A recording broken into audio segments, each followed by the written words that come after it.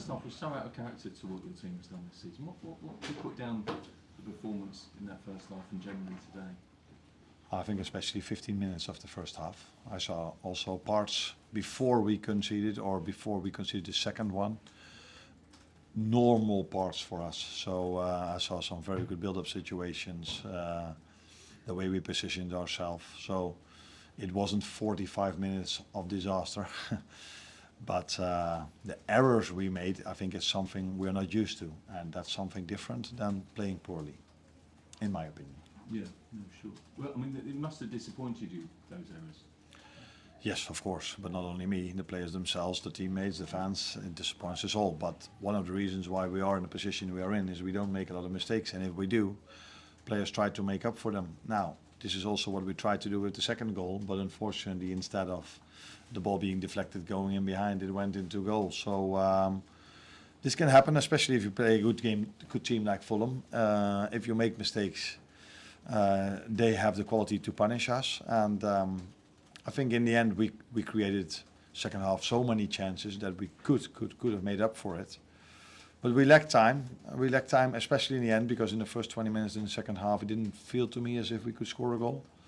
But in the last 20-25 minutes, I think it was clear for everyone that we could score the third. That's why actual playing time wasn't the most in the last 25 minutes. Given the advantage that Fulham had going into this game, do you think there was a bit of complacency in the first half? Or do you think it was just errors? Nah, I think it's the last thing. I think there's no reason for us to be complacent because we are not leading. We're not number one at the moment because we win every game with a margin of 3 or 4 goals. I think everyone that has seen our games, it takes us so much effort, so much hard work. To win games of football, combined with quality, of course. But yeah, the team that won the league the last 4 seasons were already 3-0 up at halftime every single game almost they played. And that's not the way it is for us. So we are fully aware of the fact that we have to compete for 7 now it is, I think. 7 more games. We saw it on Wednesday when we played Everton. It was a close call. Today was a close call. And many times we've been on the right side.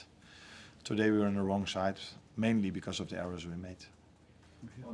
There was a couple of moments of uncertainty with Virgil van Dijk. It probably has been in the last couple of games. Does that come with the territory of being this late in the season, or is it something you could probably look in deeper and criticise?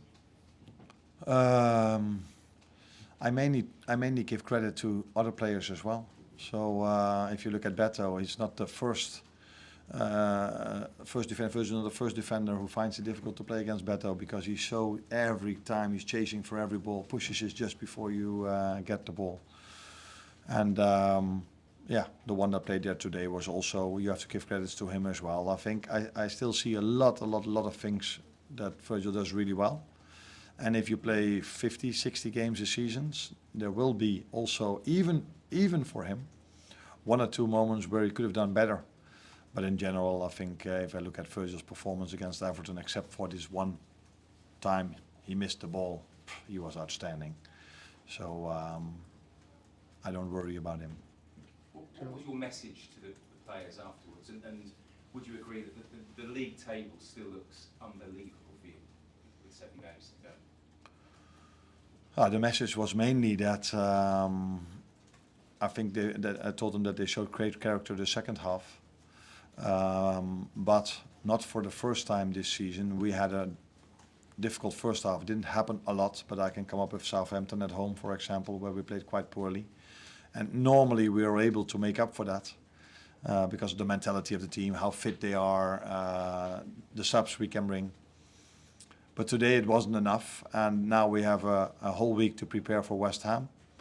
And everyone needs to be aware, and they are. So I didn't even have to tell them. But the only way we can win a game of football is by hard work, 90 minutes, constant effort. Because I've said it, I think a few times now, we are not the team that's leading at halftime with 3 or 4-0 with 3, 4, 5 acts of brilliance. It's hard work every time we won a game of football this season, except for 2 or 3 games. James? Arne, you only made the one change, obviously, from the derby in midweek. Considering how flat it was for sections of that first half. Do you regret not freshening it up to a greater extent? No. Not because of that reason, because I think there were 4 days in between, and we've showed many times this season that that's not a problem at all for us, these players as well. And I don't think the errors we've made had anything to do with players being tired. And again, I know how it works.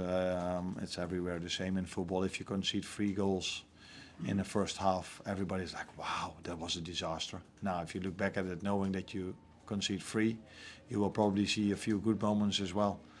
Because there were also good moments from us in build-up. I think after half an hour I looked at it was 1-1.